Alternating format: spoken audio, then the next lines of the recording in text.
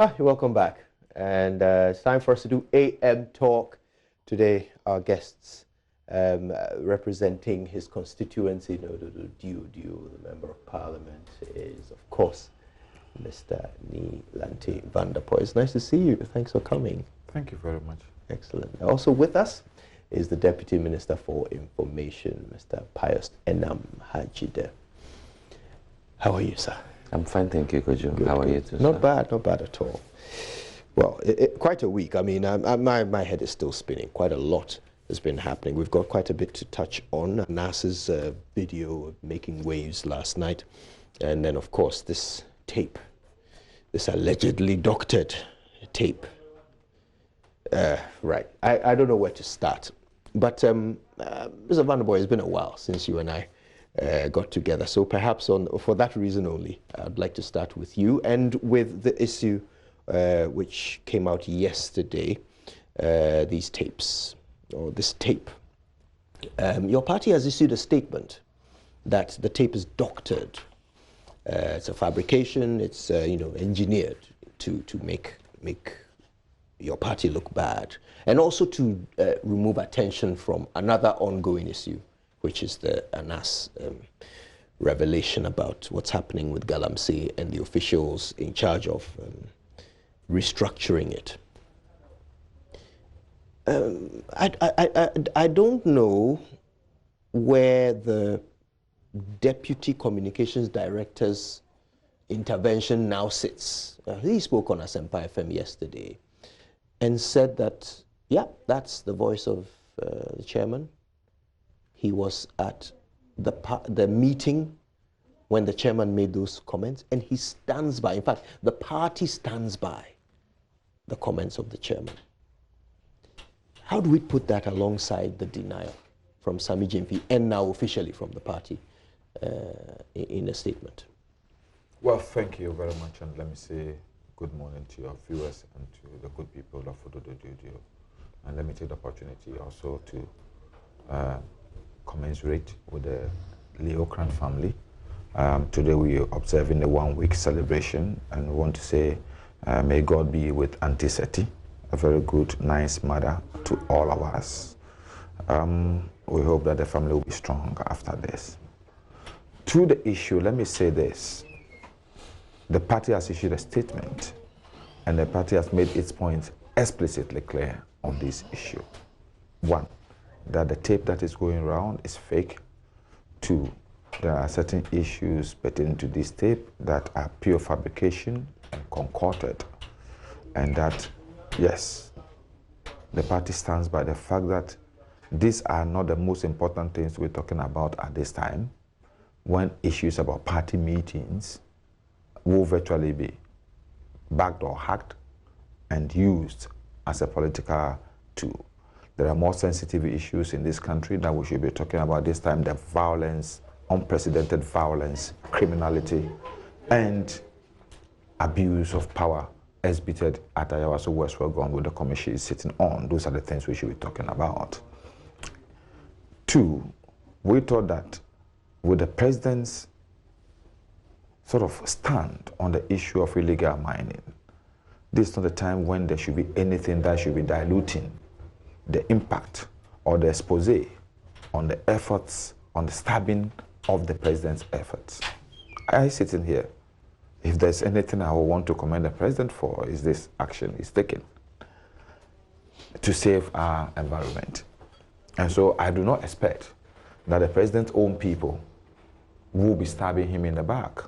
So I thought that at this point in time, government should be concentrating itself on seeing who are the people who are making the work of the president look bad, rather than trying to go this propaganda with the time and effort, energy that Wabi and Samoa spent with this press conference today. If you look at all the papers, everybody is focusing on that one instead of the impact of the NAS expose, which go directly to virtually take away all the gains and all the money and the effort, the resources that have been spent over a year on this anti-Galamsey operation.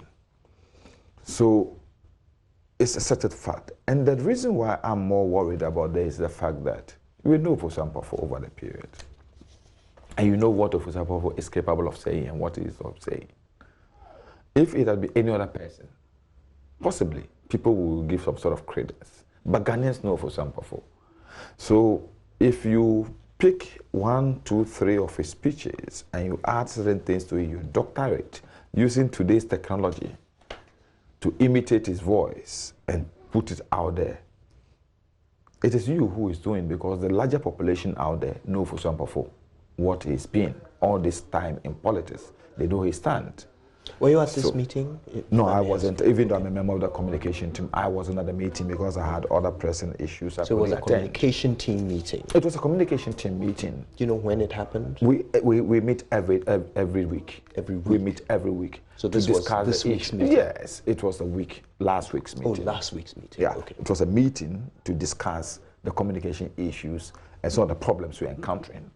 And Norma, with the national chairman, he was invited to brief the communicators on the decisions, what led to his decision on the boycott of the Yasu West Wagon and all those things. So he analyzed the West Wagon, all the things that happened. And as a leader, most of these things, you try to analyze and say this is the way we should have reacted and all those things.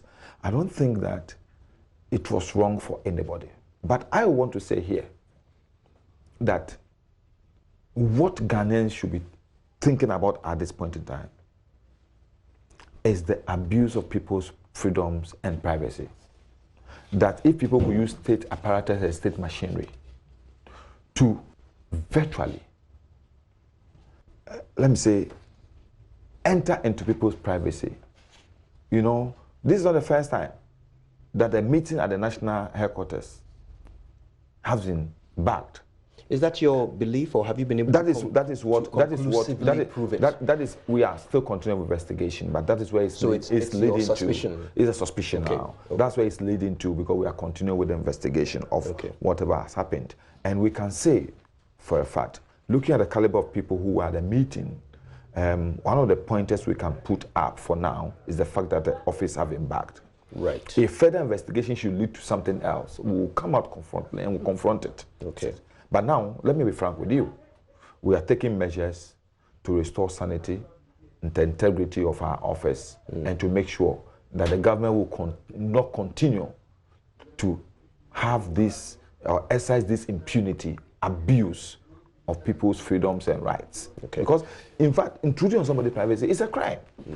And I don't expect that the government, with all these authority and power they have, will also want to go so low and engage in this disgraceful act of bagging the NDC headquarters. To clarify, that's a suspicion that you're expressing. Well, that is what we hold for now, and I can say that. So, all said and done, I think that we should, as a people, we should now be thinking really about, because I don't, in fact, let me say it here, Kojo.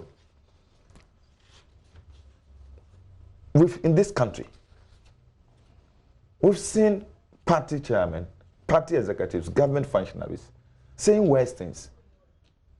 Worse things. What didn't the NPP chairman say, Fred Blay, say? What did he say finally? What he said is what in his voice. What did Mr. Osafu-Maafo say? He said it was of these things when you heard them. So, you know, at the end of it all, what proof? No, I mean, did you approve of them? When you heard these things being said, the things you are referring to, what Mr. Osafu-Maafo said, let me be frank with you. No matter the political, let me say, discourse or the political leanings I will put to everything, I will be first person who will be against anybody intruding in somebody's privacy, be it a party meeting, be it anything. Because listen, I don't think it is right for me to use uncivilized, unapproved, illegal means to obtain information from my opponent. Let me give you an example. Recently, even in the English Premier League, not even in the Premier League, in the English Football League, the Championship, a coach sent people to go and watch the training of another team. He has been cited for unethical behavior. Oh, that's football. They have rules. That's what I'm saying. It is unethical for you to be peeping into somebody's bedroom, to be peeping into somebody's meeting without his notice. But with respect, I mean, that is a suspicion, so I don't want us to spend too much time on it. So I want us as a journalist, to deal do with, you even know that when you're interviewing me and you don't tell me that this interview I'm recording is an offense and it's unethical? Yes. Thank you. I rest my case. But by the way, that is if I'm not doing an undercover investigation. Yes. So there are some exceptions to that rule. But yes, I accept the general principle you are suggesting. Now, the question I asked was how we put the Deputy Communication Director's comments next to it. And before I get your response on that, we actually have those comments of Mr. Boahin. Let's hear them quickly, and then we'll get your response to that. The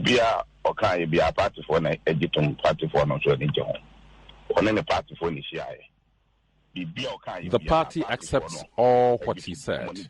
Party members are happy about it. He met his party members. They are happy about his utterances. That is why they clapped at a point. It was a meeting of our communications team. We meet once every week. Bad people joined the meeting and recorded the discussion. Canadian Japan made portions of the audio available last week. What you hear today is the rest of them. This will not discourage us from talking about the bad things happening in government.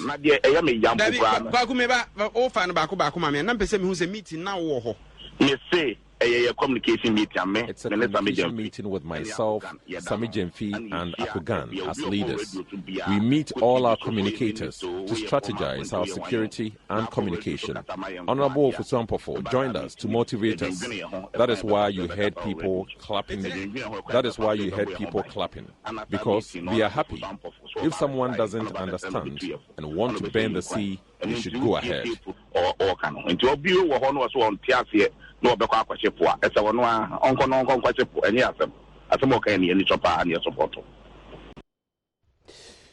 Right. So this is your it's so simple. It's so simple. Communications. It's so simple. If you were in a meeting and such a thing, yes, it's the meeting. Yes, I was there. You understand? But he also says he stands by what the man said. Yes, because he was in the meeting. Clapping. He was in the meeting. He was in the meeting. So once that meeting, issue about that meeting had come out, even without listening to the tape, he agreed that I was in the meeting. Yes, and the things he said, we all agree with him. Then he listened to the tape later. He saw that this tape is different from what transpired at the meeting. This tape has been tampered with. This tape is concocted. This story is fake. This is exactly not what the person said. So then he comes out with a disclaimer. Say, yes, even though I was in the meeting, what transpired at the meeting is not what is on the tape. Mr. Vanderpoel, just before I bring in Pius here, I'm sorry, but we heard him. Yes. He said that the party stands by what the chairman said, and that is why you can hear clapping. Yes. That means he has listened to the tape. No. Otherwise, how would he know there's clapping? I said he has not listened to the whole tape because the whole tape was not played for him. The whole tape was not played for him. They called him on there, they played portion just as we played a portion of it. So if I was in the meeting, once we played the portion, I say, yes, I was in this meeting. You understand? Okay. And then I agree with whatever was said because at that moment in time, he was in the meeting. He may have known what was said. But after he had listened to the full tape, then he saw that he also disputes the doctoring of the tape, by the way. He also says that some bad people attended the meeting and recorded it. He says that Kennedy Japan is the one who leaked it. So that's another thing that is being disputed by the party. He didn't dispute the doctrine of the tape. No, he said he talked about his perceived source. First of all, he said somebody agrees with what the chairman said. Yes. So a deputy communications director to agree with something he hasn't heard is surprising to me. No. But he agreed. He referenced the clapping. He then went ahead to say that the thing was leaked by some bad people who attended the meeting. He was in the meeting. That's his opinion. That's as far as he's concerned. People may have recorded the thing and sent out. But whether people recorded and sent out or it's a bargain, That is what's his opinion. But today, as I see today, our conclusion is that our office is backed. Mr. Hajide, some members of your government must be thanking their stars that such a thing would happen at this time to perhaps ease the pressure on some of the issues in the public domain that were not particularly flattering to the government. No, that's not our attitude at all. I mean, we admit that we inherited a very challenged economy and that it was going to take some time to take Ghana to where we all desire Ghana to be. And so we prepare ourselves day in, day out to confront and clean the mess that was inherited.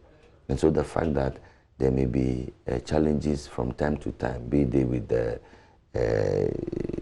currency, be they with whatever the situation, we take it on board and we work at it seriously to resolve the mess. And we are in the business of cleaning the mess that the NDC left behind. You can check with the payment of all the arrears that we inherited and so on and so forth.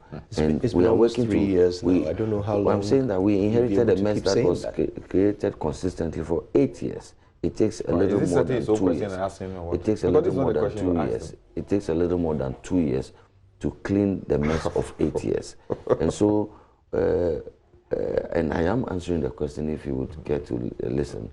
What we are doing is that we ready ourselves to deal with the challenges. So this does not, we do not look forward to any such thing as a respite. And I am very scandalized. In fact, I am sad today that our democracy can get this low just because of people's parochial, selfish, and greedy agenda of getting into political power. And it is here, I've been reading through the transcripts. By the way, they say this is doctored. They will do anything. Just as the first They point. will do anything, including claiming that their own voices are doctored. They will do anything to get into power. And I think that the good people of Ghana should begin to know the NDC for who they are.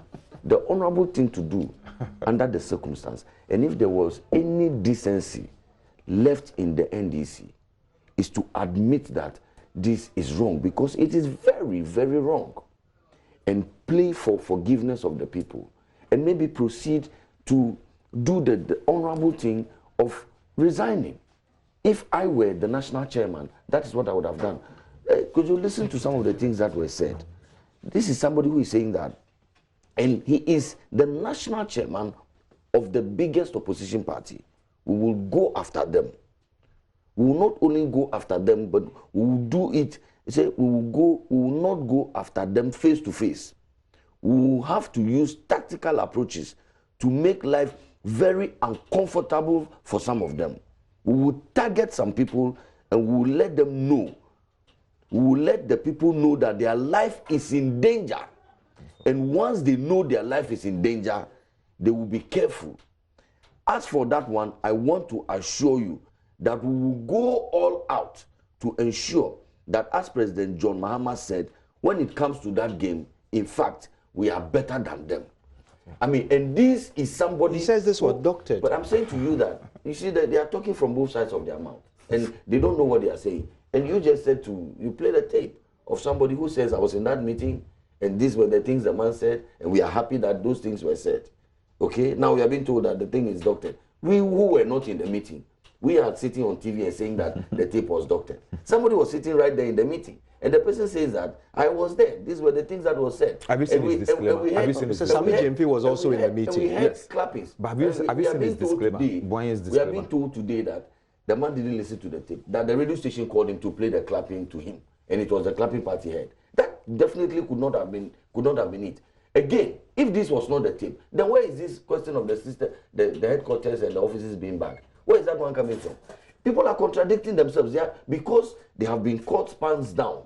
They have been exposed for who they are, their desperation, their greed, their agenda not to solve any problems of this country, but to enrich themselves, to put themselves in positions of power for whatever unfinished business they have. If that is the only motivation that could lead, because you don't want to lead the people of Ghana, and at the same time, you want to put their lives in danger. At the same time, you want to scare them. At the same time, you want to insult them. Look, he's saying that for the chairperson of the Electoral Commission, we should take her to the cleaners. He's here. Says we should take there are CSO and religious organizations, especially the Peace Council chair. For the first time, I will endorse insulting the peace chair. They were clapping, loud clapping. I like that. We have already started. And he says, with respect to the EC chair, when we went to her office, she said, oh, this one, it is you. It is the NDC and NPP as usual, your tax. You people, so you know as a commissioner, then there's inaudible. I think we need to take her to the cleaners. Why is it inaudible? Because, I mean, why that inaudible? Is that the person who is doing the doctorism? transcript? Is that what it But is? you see, I mean, when you are even here, when you talk, it's the first time I'm hearing that something being inaudible is evidence of doctorism. We know how things are edited. You know how things are edited. I kept quiet throughout his speech. Please, if I can be allowed to make my point. Please go ahead. And I'm saying that even now when you talk on set, sometimes I'm at home, it's not everything that you say that I hear because of voice modulations. Sometimes you raise your voice, sometimes you lower your voice. And so I'm saying to you that this is scandalous. And this should tell you the kind of people, the group of people that we are dealing with. Initially, they denied it entirely, that they didn't mobilize people into Ayawaso West Wogon, and that they brought polling agents and observers. Now listen, this is what the man himself says. I mean, we have Chief Azoka in our meeting saying, Chief, thank you. If you are not taking this decision, and I'm sure it's the decision to pull out of the election, I don't know how my men would have gone back to Tamale. If you're having a by-election in Ayawaso West Wogon, what have Azoka's men from Tamale got to do with a by-election in Ayawaso West Wogon?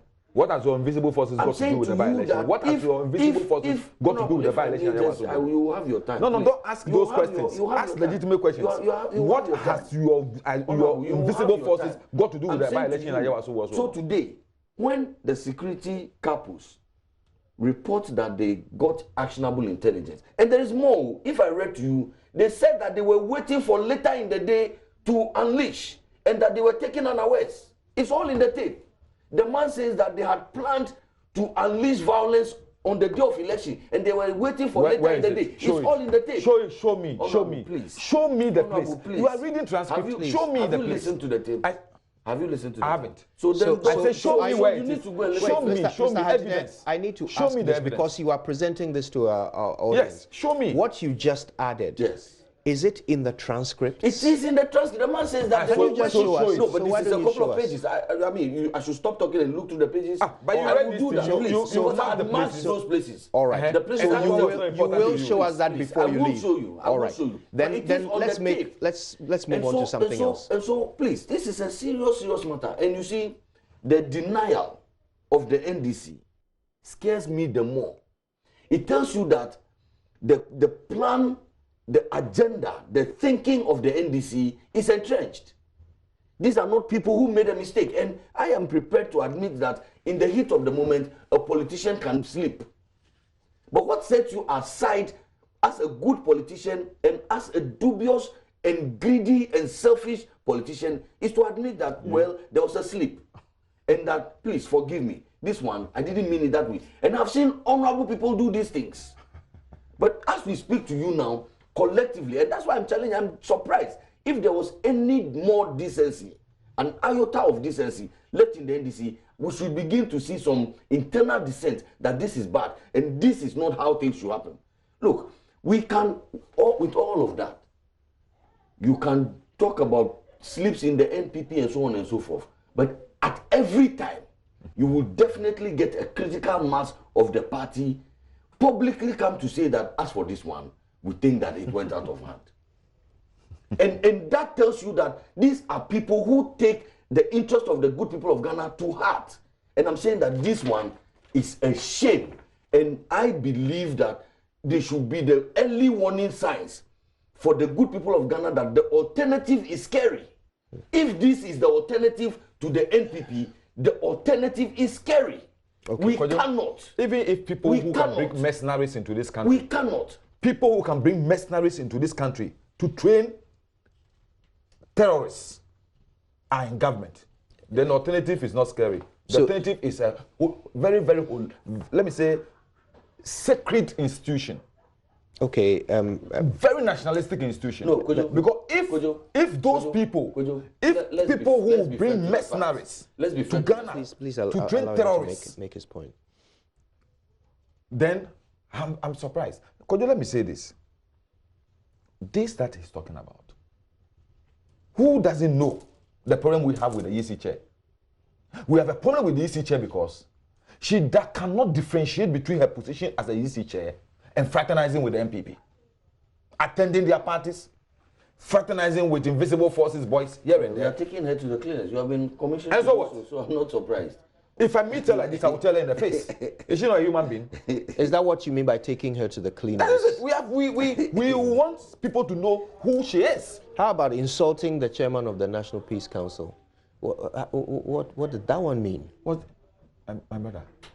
If sitting here, if the chairman of the National Peace Council will not comment, will not make any condemnation of the violence and the atrocity that was committed at the house of West Wagon, but will find everything wrong with President Mama only talking about boot for boot, then the chairman of the Peace Council has no credibility. Well, and so he deserves to be insulted. I'm saying that even though I will not endorse any insult because he's a man of God, me sitting here, I will not. Because my Bible tells me I should not touch the Lord's anointed and do the prophets no harm. I wouldn't. But I'm saying that. But you understand why somebody else would. I'm saying that he has put himself in line for that fire. And I think that as a chairman of the Peace Council, he should, as much as possible, if he's going to condemn, he should condemn everything that is condemnable. I wonder if you not be selective. I wonder if you realize that you are actually now giving credence to this transcript. Absolutely. You are suggesting that actually these things were said and that there is a good reason. Absolutely. I'm saying that why they were said. I'm saying that even if well, you didn't say that. I said, but what is it? You didn't say that. What did I say? You simply explained to us why it would be understandable for somebody. You asked me that is it right for us to go at the chairman of the EC? And I'm saying there's something wrong with it. Because her attitude, these things are public issues that we've talked about, we've condemned. Who doesn't know that NDC has come out to condemn the chairman of the Peace Council on his condemnation of President John Mahama? The NDC has not hidden its intention of criticizing the chairman of the EC, the chairperson of the EC. We've said it several times. So why should we go and hide somewhere before we can make those things known? It's public knowledge. Then why isn't it easier for the public to believe everything they heard in that tape, since you are even justifying those opinions? Look, until Jean Mensa changes her attitude and behavior and gets to know that the position she's holding today, she's holding in trust of the people of Ghana and not to the appointing authority. Once I continue to see her attitude and behavior as being compromising the position she's holding, I will criticize her. Take her to the cleaners. I will. And I will. And the chairman of the National Peace Council, you won't insult him because you're a Christian. Didn't MPP for 4 years insult Charlotte Osei in this country? To the extent that people even made allusions to the fact that she was somebody's girlfriend, a married woman. Didn't they do that? So this is revenge. Did that time, did the moralists talk about it? So this is revenge. It's not revenge. Charlotte Osei never went to the level that Jean Mensa is going. Right. Now, you see, Mr. Hajid, have you found that section? I cannot wait not to respond to these matters. And in reading some of these things, you are right, Kojo. The people, they know what they said. They know what they have planned. The honorable member here is a towering figure of the NDC. So he knows. And he's justifying everything that is in this country, transcript, everything that is on the tape. But they are denying that it is not their voice. The people of Ghana know it is them. So I won't even bother anymore. And their denial would rather entrench the position that these are the kinds of people we are dealing with. But you see, the people see that people will also start capturing your mothers and fathers and keeping them hostage. Is that people? Okay? I mean, so why are you making the allusion? That's what him? he's saying. He said people. No, he said people. So yes, what does it mean? That's your people. He said that they even your people. They even went to attack traders, and some imams had to come and plead. They even went. Who? Yes, your people. They went to. Read the whole thing very well. Honorable, you haven't Don't take it out. Read the whole thing. You haven't listened to that. I think the but first if you have a transcript, here, why should I even listen to the tape? What you should do, and I'm saying read from It's here. So read from the previous page. Why are you running away from it? Read from the previous page. Don't take that out. Read from the previous. What is there? Read from this paragraph. Read. Why? Read before you start making those allusions. What are you talking about? You think I'm a small boy? So let me proceed. So, Mr. Hajide, I think since you have the transcript in front of you, yes, to be on the safe side, yes, refer to it. If you want to, yes, I'm referring to it. But if you say things that are in the tape, but you can't refer to them in the transcript. I'm quoting from the the transcript. Okay, go ahead. I'm saying that the man says that they went to attack traders. Who went to attack traders? And some imams had to come and plead for them. What was he referring to? You understand? And he says that people will start capturing you. People will start capturing them. Yes. So when he said that, he's referring to us. People will start capturing us, our mothers and our children. So what are you talking about? What kind of logic is this? We are talking about you, your invisible forces and your data forces. So that part of the tape I thought you said those were not even on the tape. You said what? That part of the tape is not doctored. Let me say he said. I thought you said the talk was the tape was doctored. No one here has denied that there was a meeting. But could you, why do you... No one here has denied that the chairman addressed the meeting. Interrupting, that's why you have to give him that. I just want to clarify because he has made a very blanket statement that the thing is doctored. So then why is he coming back to this?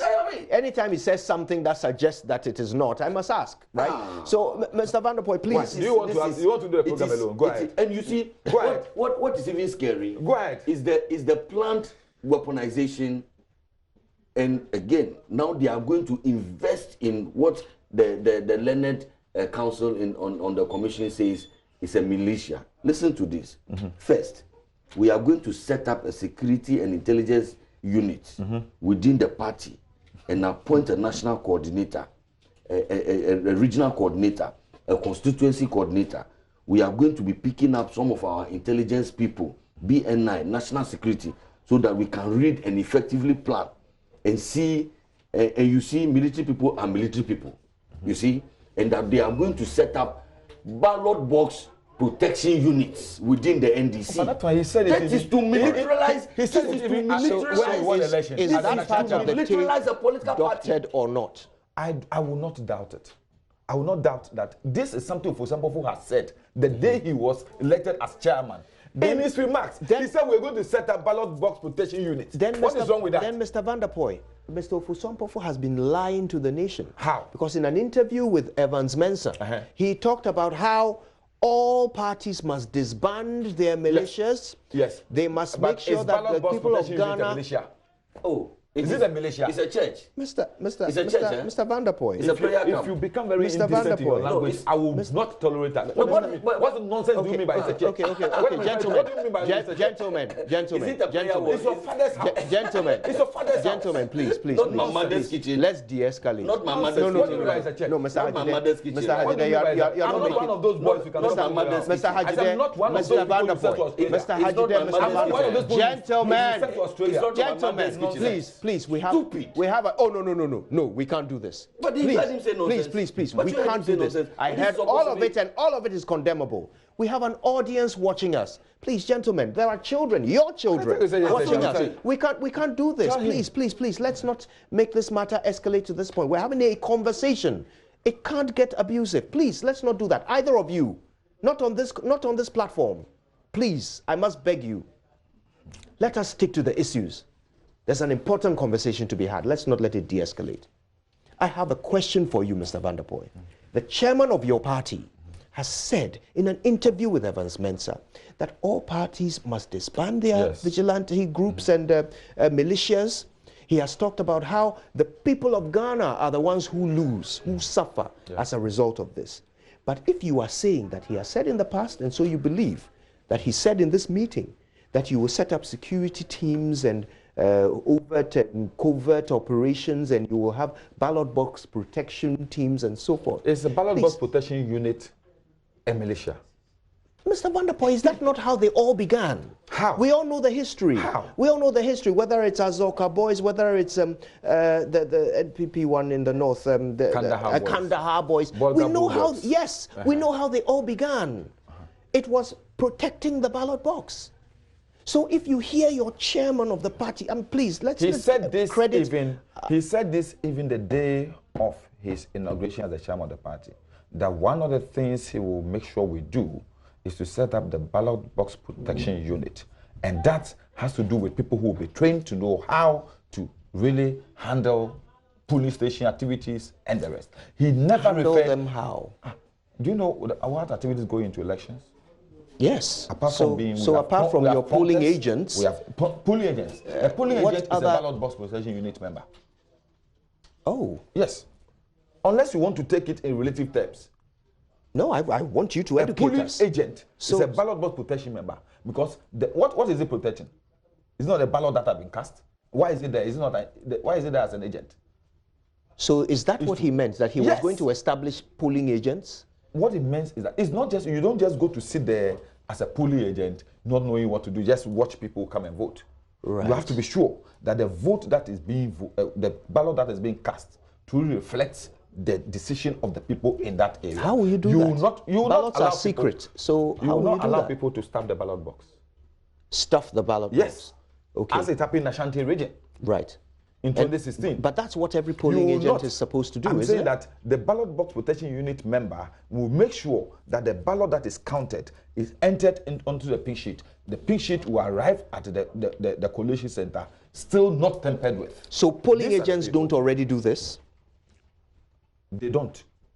If we have, so what do they do? If we have polling agents who are qualified enough to be able to do this effectively, would we have seen the sort of things we saw in 2016? So he was talking about improving upon our polling activities, all the agents and the people who will be assigned duties during polls, right, that they'll be able to execute. So when he talks about unity, he's not referring to militias. So how about this? Let me read this part. Where is that page, please? Because I want to refer to the transcript as well. This part we're discussing about setting up the security team and so forth. Right. I want to read this word for word. So this is the briefing that I want to give. I'm quoting. And say that the party itself is going to come out with a number of policy initiatives. First, we are going to set up a security and intelligence unit within the party and appoint a national coordinator, a regional coordinator, and constituency coordinator. We'll be picking some of our intelligence people, BNI people, national security people, so that we can read and plan effectively, because you see, military people are military people. Their appreciation of security issues goes beyond what we can know. So when we came and Colonel Asasi Jima was saying that as far as he's concerned, he will never order people without weapons to go and face people with arms. These are the people who advise us. So he is talking about weapons. The Ayawaso West Wogon situation and Colonel Asasi Jima's advice that he will not let the NDC people without arms go against people with arms. So in the future, the party is going to have people to give military advice.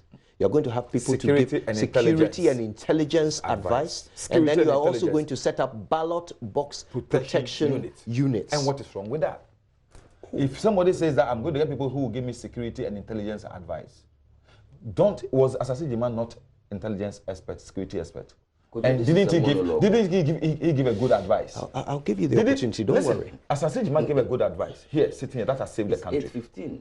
That has saved the country. So if he says that we are going to get people who will give us security and intelligence advice, why do you want to see only the negative aspect of this? Because there is a negative aspect. Why can't you see the positive aspect that you have a good intelligence advice that will help us eradicate this violence and things with our political parties? How can we be disbanding these groups in one breath and forming them in another? Can you not see the clear contradiction here? What do you think we are saying? Unless you want to say that you are concluding, that what he mentioned is in reference to invisible forces and data forces. Kojo, Okay. Unless that is what your conclusion. May I also have Mr. a Hajide. minute of your time? And I say that when somebody says that military people are military people, the point that the person wants to make in essence is that we are not talking church business. We are not talking evangelism. We are talking brute force. Well, that is also an assumption. Well, that's my understanding, and I am allowed to advocate that. As long as you qualify it as such. And I'm saying that it's your personal view. The people of Ghana know that when I say to you that military people are military people, there's an understanding I want you to get. And the same way when I say to you that a pastor is a pastor, I want you to get an understanding. And we are being told that we are going to form these units, and we are going to get advice, and we are going to get military people to come and head these things, because military people, they are military people. But listen to this. It says we are going to organize and organize ourselves well. Then gradually we have shifted attention onto them. In fact, when people hear of violence in by-election, they will be thinking about invisible forces and the rest. They will be thinking about invisible forces and the rest. So we will quietly be doing our own thing. The plan is that let us organize, let us shift attention to them, give the dog a bad name and hang it, and then with this, our militarization, with these units that we are now forming, when the things are happening, we will be quietly doing our own things. And then people will be blaming them because people know them, because we have branded them. It's all here. But shifting attention to you is a legitimate political strategy, isn't it? Saying that it may be, but they are saying that, and they will be thinking, when people hear of violence, they will be thinking about invisible forces and the rest. So we will be quietly doing our own thing. It means that they will be the ones who will be unleashing the violence. But because they have done the dirty job of shifting attention to the MPP, whenever violence erupts, people will think that it is the invisible forces and the rest. That's what it means. Again, your interpretation. It is simple English. It's fundamental understanding. It is not rocket science. Again, Kojo, the way we conduct our elections are already regulated by rules and regulations. It is not for me or you or for anybody for that matter to determine how our ballot is protected. It is all set out in the rules that we play with. And that is why all political parties have polling agents. And that is why we have a electoral commission that employs people to take care of the ballots. Now we are saying that we are going to set up units. And those units, are they going to be acting with another set of regulations? Because as far as our regulations are concerned, there is no place for any ballot protection unit. How are they going to operate? With whom are they going to engage? Your party did the same thing. How? We never formed the police. Isn't that where these Kandahar boys, invisible forces, where they all came from? No. I'm saying to you, you see, the genesis of party militia is actually the Azoka boys. And in response, then came the Bamba boys. So they started, that's what you're saying. We know the history. But I'm saying that two children will say when you stop them fighting in the courtyard. But that doesn't matter who started it. That's the point. You're in power now. That's the point. And that's why we are taking the bull by the horn. That's why there's a commission of inquiry to interrogate these matters and make recommendations. That's why the president has invited us to sit around the table. That's why Joy FM, you have started a campaign, disband the militias. And everybody's getting on board. Once we all are moving forward, led by His Excellency the President, whilst JoyNews TV, you have also offered leadership, disband, you started a campaign. When the President is asking political parties to get around the table to see how to solve the problem and disband, people are planning to bring new ones and to weaponize it now and bring military people. So when everybody else is moving forward, the NDC is moving backwards. And that is the reality that we are confronted with. And they started denying that in Ayawaso West Wagon, there was no such dress rehearsal. Now, in their own tape, they are saying that they brought people from, they brought Azoka boys from Tamale. The Azoka boys, they came to take pictures, you think? You think the Azoka boys came to Ayawaso West Wagon to take selfies? Mr. Hajide, now that you've brought this up, I must ask you this. I notice how NPP and government communicators are hammering on this Azoka reference in the transcript and in the tapes. I want to check with you, is it the official position that this is now a justification for what we saw in those videos? No. What it is now for us is that when security couples appear before the commission and said that they got actionable intelligence, that people had planned to cause commotion, and some of us initially discounted it. What actionable intelligence? What could have happened? This is Accra. It's in the center of Accra. All the TV stations are here. All the radio stations are here. So we thought that when people said that, oh, we got actionable intelligence, we thought it was a joke. What it means now is that, in fact, they may, in fact, have gotten some actionable intelligence. Something doesn't justify what they did when they got there. I'm saying to you that, I mean, this is a security operation. They have their rules of engagement. Obviously, watching with the layman's eye, I have come to the conclusion that there may have been some excesses. I've seen somebody who was clearly overpowered. I saw the person actually engaging with the security forces anyways, which was wrong. Nobody does that. In anywhere in the world, in the US, when you are driving and the siren, the police doesn't have to come and flag you down. You just hear the siren, wow, wow, you pull over. When the police says raise your hand, you raise your hand. Because that is how we keep law and order in a civilized state. But when you have somebody who wants to fight with the security people... Again, I hear you justifying what you said. I'm saying that I see excesses, okay, with my layman's eye. I saw some instances of excesses. But that does not mean that the operation itself has to be called into question. Because now I believe that there was indeed the need to deploy and that people had mobilized. And it's there, I'm trying to look for it.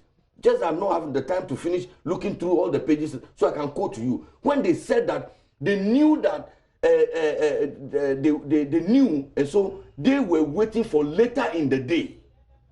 They just were taken unawares. I will ask our producers to also have a look through the transcript because this has been said now. We have to either confirm or refuse it. I'll check. So I've read. If we can have a look and see if we can find this anywhere in the transcript. I've read it at least 2 times. I can tell you, Kojo, that I'm very happy somebody is talking about people taking country backward.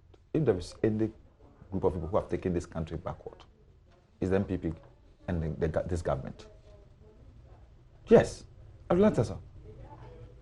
What about those invisible vendetta forces who have been clothed in national security uniform? What about them? Are we going to see their disbandment? Are we going to make sure that all of them are disarmed and all these weapons in their hands, weapons that are even more sophisticated than the weapons the Ghana Police Service are using, is retrieved from them? Are we going to have them retrieved? Because I think that's a fair question.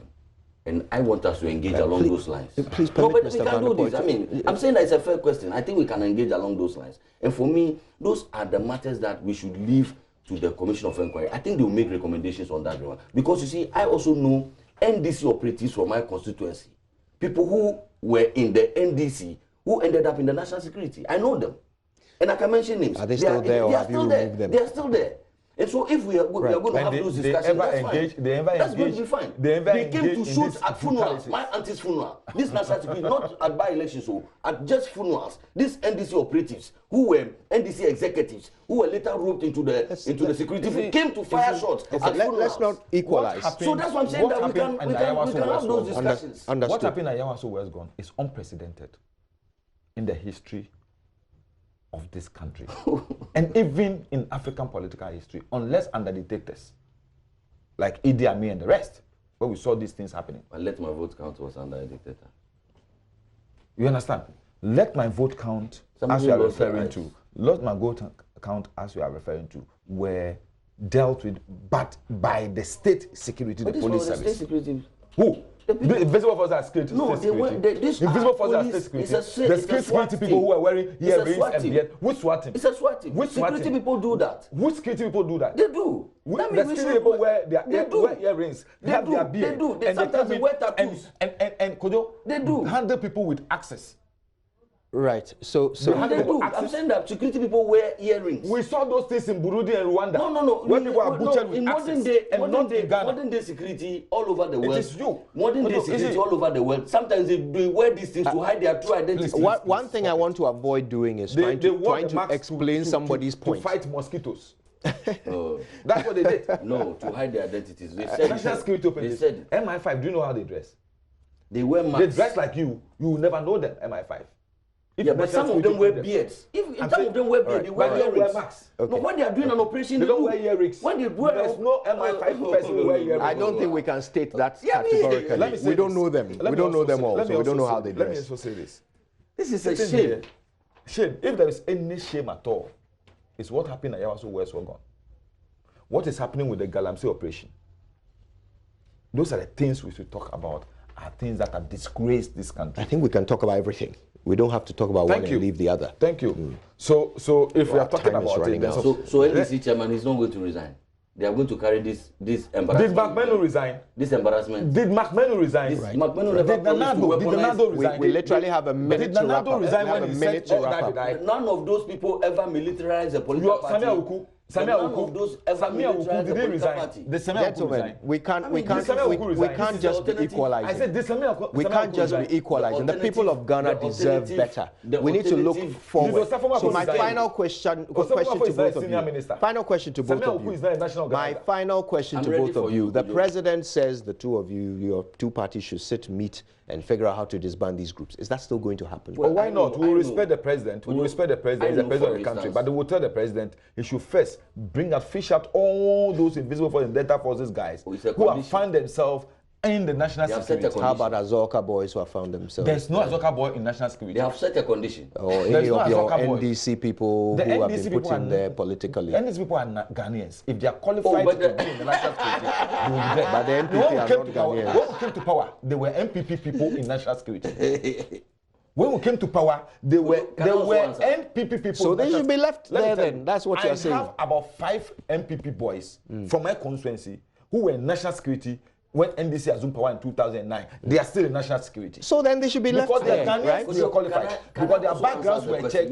We did due diligence for them, and we saw that they are disciplined Ghanaians who are fit to be in the security service. So they should be left there, right? Armed bandits. All right. You have to wrap up in 30 seconds so we can go. Some of them. Mr. Hajide, please. 30 seconds and then we go.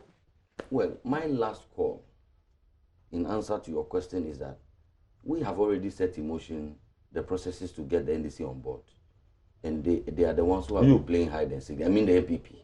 So the president? The national chairman of my party has tried to contact the national chairman of the NDC. Tried and failed? Yes, and failed. But hopefully they will meet soon. Because the excuse was that he was tired after the conduct of their primaries. And so he needed some time. And that's possible. It's understandable. So I hope that he responds quickly. He called him yesterday and they're supposed to meet today. But the fact and you've got the police, you've got the CID to invite him. When he's supposed to meet your chairman So that's the latest. The fact of the matter is that he's supposed to meet your chairman today and you've got the CID to invite him. If Mr. Mahama, who is now effectively the leader of the NDC, has any respect for the people of Ghana, if he means well for this country, don't go there. I invite him to condemn this. Don't go there. I invite him to condemn this. Otherwise, for me, he will be confirming the suspicion that he is greedy and that his comeback agenda is only in his interest, and he will do anything like he says, boot for boot, violence, to get power. Has Nanado apologized for his all die comment? Has Nanado apologized for that? Mahama should speak on this matter. Has Nanado apologized for the all die?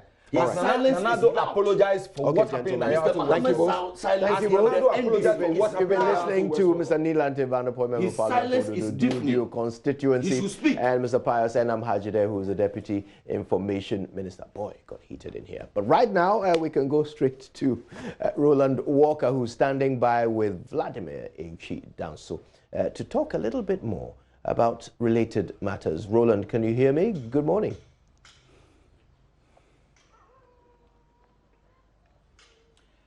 Good morning, and I can hear you. We're speaking live from the garden.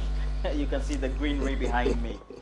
Well, when the season comes and you need some mangoes, I'm sure those fruits will be found on the compound. But I'm here with the Director, Academic Affairs, the Ghana Armed Forces Command and Staff College. Yes. Oh, seniors.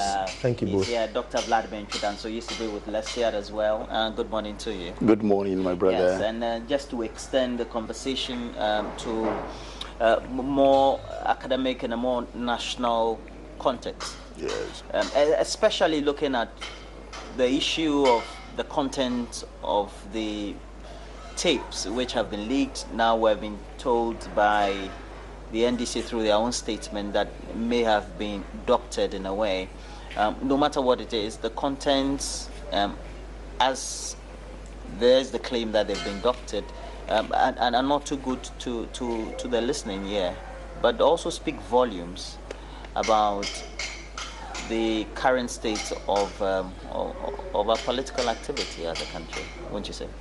Well, good morning to your viewers. I strongly suspect that this tape should tell a story, should tell us the situation in which we are. If indeed it did come from, I never heard him, I never saw him, but I've heard it from the social media. I've read the whole tape, I've read the transcription, and it is symptomatic of the situation in which we are in our country today. It smacks of something very unstable, that the nation is gradually precipitating towards the precipice where we could fall in any time. And, well, it is unsavory. I mean, statesmen don't have to use these words, especially to their followers, urging them, promising, and even inciting them. In actual fact, if this tape is a true reflection of the state of mind of this very good friend of mine and of the party, then we are in for trouble. Because at a point, I read how some people have been threatened and they have even run away. Others are dead from the tape. These words inspire people to action, especially when they know that the cause is justifiable and is being led by their leaders.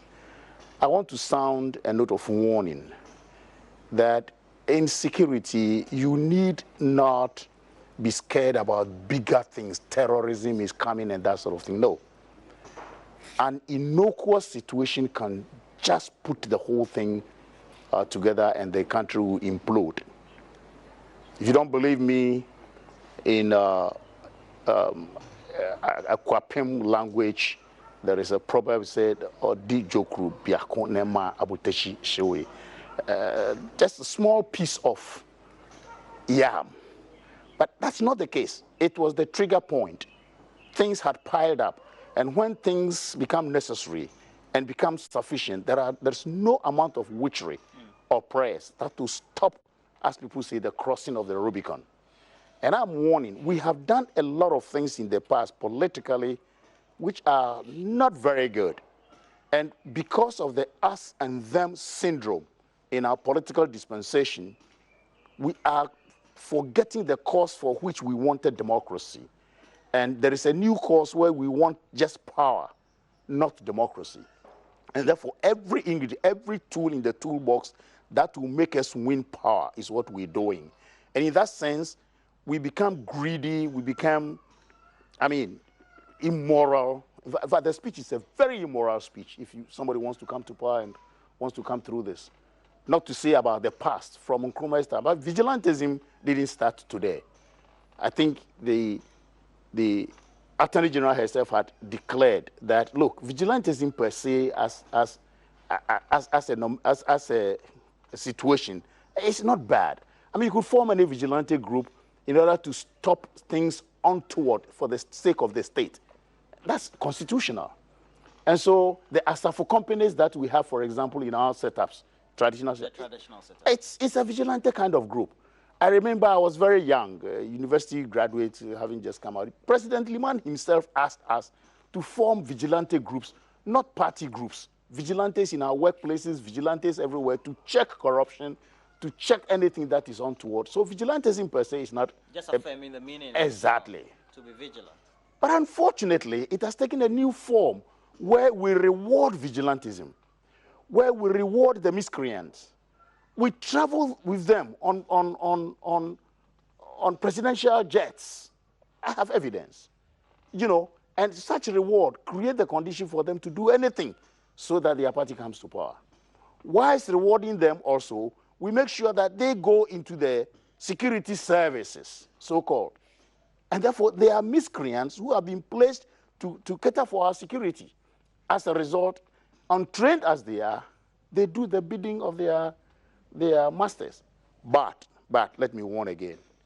You see, when you create such monsters, later on you become beholden to them.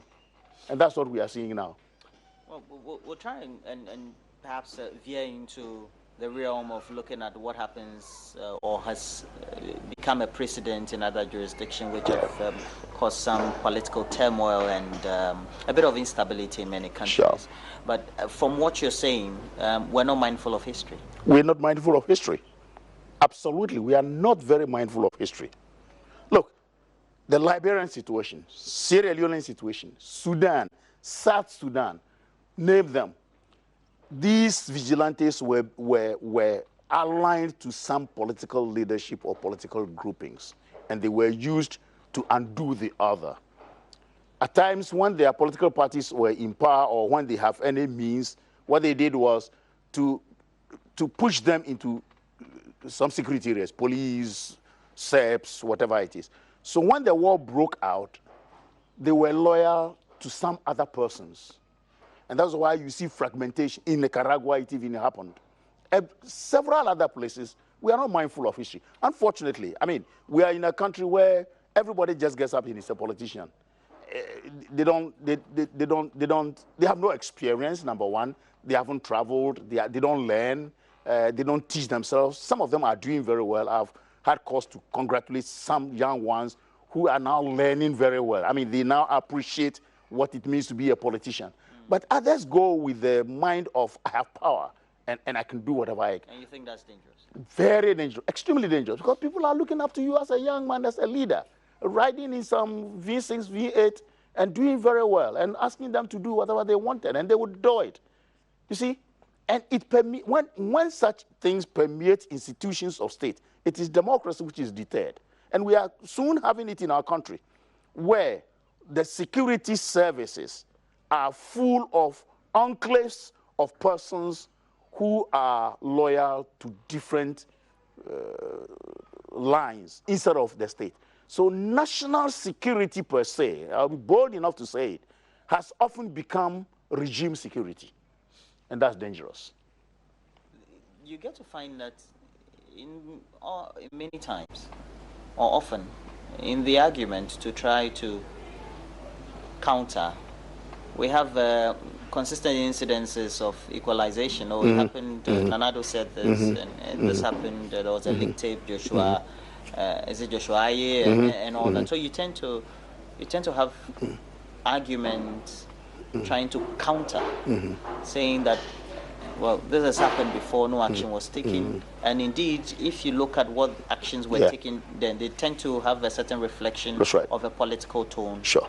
And that seemed to be worrying. At what point do we say that perhaps the political parties, but the two main political parties that have dominated the Fourth Republic, need to call a spade a spade? The point is this, that two wrongs don't make a right. Absolutely. If I did something to you in the past and you want to retaliate, and that is why when we talk of justice and peace, we look at a point where conflict must end. In our country, we've done so well in the past, one way or the other. The coming into being of IPAC, for example, is something that's not in the literature anywhere where democracy is concerned. And people started learning from us. And so the coming together of political parties, thinking about the negatives and saying that we want to do it this way and that way, are very, very good. But the main point is this, that democracy is not an event. If it's an event, you go through the rituals and you end the event. It's like 100-meter race. On your marks, get ready, go. Who breaks the tape first? That's an event. But democracy is a process. And as a process, it corrects itself. As a process, it will have jolts. And that's the beauty of democracy. So if in the past, the action troopers between CPP and the UP tradition, we fought and quarreled. In 79, we settled our differences one way or the other. When Liman won the elections, we saw that we were equal in this country, and we could communicate, we could dialogue. Again, in the Fourth Republic, before the Fourth Republic, we had a so-called revolution where people who didn't know anything were the ones who wanted to try and rule. Rawlings had a very good intention of changing Ghana, But the people he used and his methodology was extremely wrong. And I would be bold to say that today he's suffering from what we would call expectation gap syndrome. What he expected didn't come because of the wrong people he used.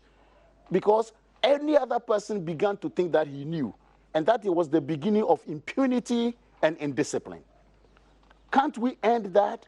We started ending that. During President Kufuor's time, the 64 Battalion was changed. Today, it's a good face of part of the Ghana Armed Forces. So I wouldn't want people to be equalizing. The equalization syndrome is negative to the democracy. Democracy is a process. As we go along, yes, Nanado said, all die be die.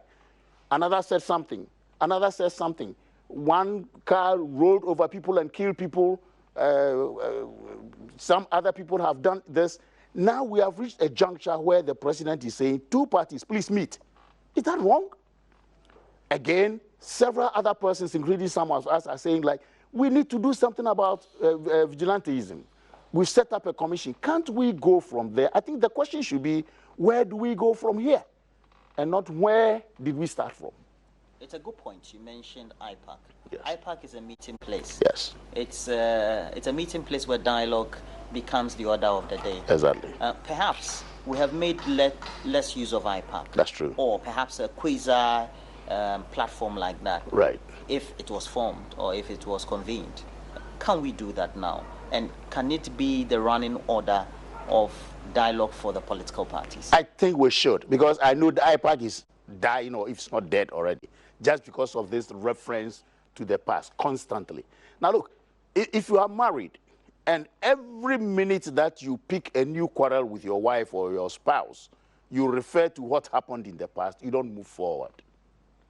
IPAC should be revived, and I strongly suspect that leadership in this country must begin to rethink the course of our democracy. What I mean by leadership, it's not Nanado. I'm talking about anybody in leadership position. We need to re-engineer our whole democratic process. For example, we have a beautiful constitution, hiccuping somewhere, somehow, but it's workable. But there is no constitutionalism in Ghana. Why? Because nobody obeys the constitution. People do what they want. When the constitutional order is such way, no constitutionalism. We have institutions of state as props for the constitution, but institutionalism is dead because we don't obey, we don't respect the institution because of the nature of the structure of the institutions. Now, if we slap somebody right now, he wouldn't go to the police station, he would go to the party office. That's what I mean by institutionalism dying in Ghana.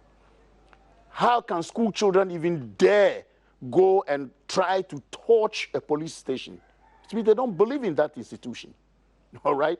So I look at Ghana and I see all our institutions are like not working as institutions of state, but at times behave as institutions of the ruling government. That's how we become a banana republic. Exactly, exactly, you're right there. So we need to re-engineer everything, and we can do that through the IPAC, through a central kind of, a dialogue kind of organization where we can all say that this is bad, whether it is you or to me, but this is good, and we all go for it. Rebuild, re-engineer our institutions to be institutions of state, make sure that constitutionalism works, and that is how democracy stays. Other than that, we are deterring democracy gradually. And one day, when the implosion comes, people say, oh, Ghana, Nyame, we don't.